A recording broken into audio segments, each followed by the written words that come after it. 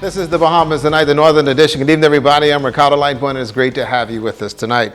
Our top story now, the Bahamas continues to be challenged by illegal immigration, and in recent great times, Grand Bahama became a hotspot for migrants attempting to travel to the United States. Well, tonight the Minister for Immigration is discussing his concerns when it comes to the illegal immigration matter. Let's go to Talia Hall for that.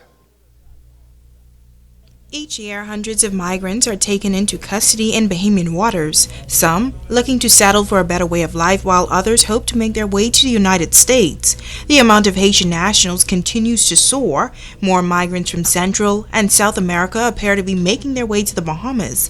And when it comes to Cuban nationals, they are being intercepted at sea on a regular basis. The Minister of Foreign Affairs and Immigration, the Honorable Fred Mitchell, agrees that there has been an influx of Cuban migrants found in Bahamian waters. He commends the United States and Cuban authorities for their excellent cooperation on the Cuban migrant issue. This is largely being driven by the fact that there are rumors going around Cuba that the law in the United States is going to change with regard to what they call the wet foot, dry foot policy. What that policy does is if you actually reach land and you're Cuban, you get to stay no matter what.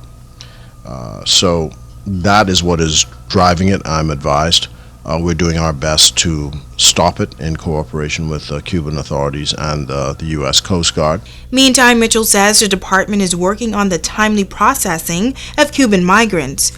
I still think that the processing of these by the Cuban authorities takes too long. We want that period reduced now down. We've got it to about 3 weeks. We want it reduced down to 3 days because it is a security problem for us. Millions of dollars are spent each year on repatriation efforts, and with the growing number of migrants being found, that figure could increase. We spent $1.7 million sending people back, mainly Haitians, but Cubans as well, and Jamaicans to a lesser extent. So it's an expensive business, and we expect that it's going to be just as tough a year this year. Migration is an issue all around, as you see, throughout Europe, in Asia and in the Caribbean. It's Talia Hall, ZNS Network News. Now, close to some 40 Cuban migrants are brought to Grand Bahama so far this week for processing.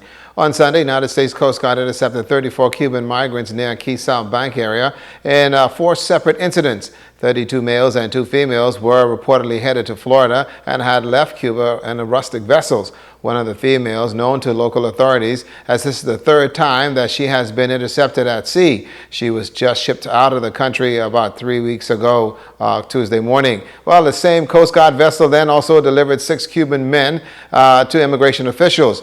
The migrants were found on a quay in the Key South Bank area. The men claimed that they departed Cuba 14 days ago, destined for Florida. According to reports, 2 days after leaving Cuba, the migrants' vessel became disabled and they were forced to take refuge on the quay. And they simply survived by eating land crabs and birds until they were taken into custody. All the Cubans were processed here on Grand Bahama and transported to New Providence to await repatriation. Investigations are continuing into yesterday's fatal accident that claimed the life of Shandella Wiley. The young woman was killed when the vessel that she was driving actually veered off the Grand Bahama Highway, crashed into trees. Wiley's death recorded as Grand Bahama's 4th traffic fatality for the year. Now also, investigations are continuing into the death of popular contractor and architect, that is Claxton Williams. His body was discovered in a tractor that was submerged in waters near the Seawood housing development in Deadman's Reef yesterday. Reports say Williams was the caretaker of that property.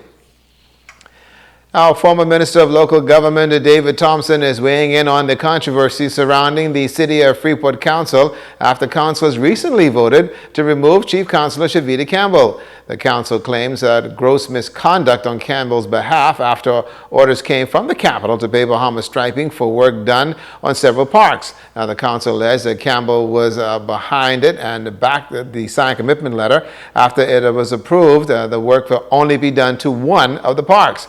Campbell has claimed that these are untrue, and Thompson says that the public will have to wait to see if the council's decision legally holds, stating that it is difficult for such action actually to succeed given the circumstances.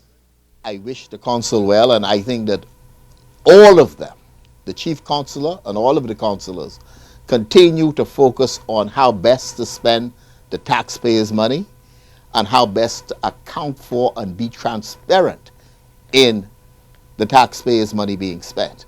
That being so, I think that hopefully the appeal will result in a resolution of whatever the problem is with the chief consular at this time.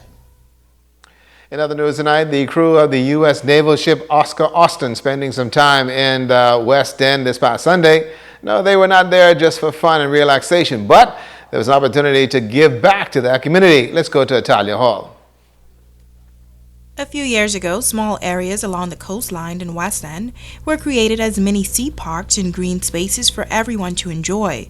Well, that community is getting some additional help as 25 members of the U.S. Navy took time out to cut the grass, trim trees, paint, and make some repairs. Executive Navy officer Samantha Dutili says it's always good to give back to the island each time they dock. It's important to show that it's not just war. You know, we're here for the community. We're here to help people, whether it's helping out in parks or just, showing everybody, what else that we do.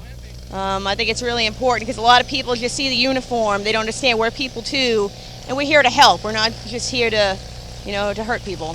Everybody volunteered to do this. We asked who would want to support, and a lot of people came out. So there was really a testament to the crew and how they want to support. Commander Janice Smith also joining the team. She believes it's important to keep the environment clean. The environment is important, and I think we all recognize that, and I think Bahamas has been a leader in setting the example for the ecosystem, and so we're happy to be a part of that effort.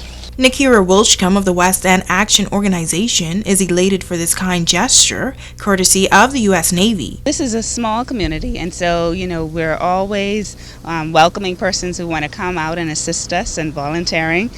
We always welcome our residents and those who want to just come and stop by and assist us in bettering our community.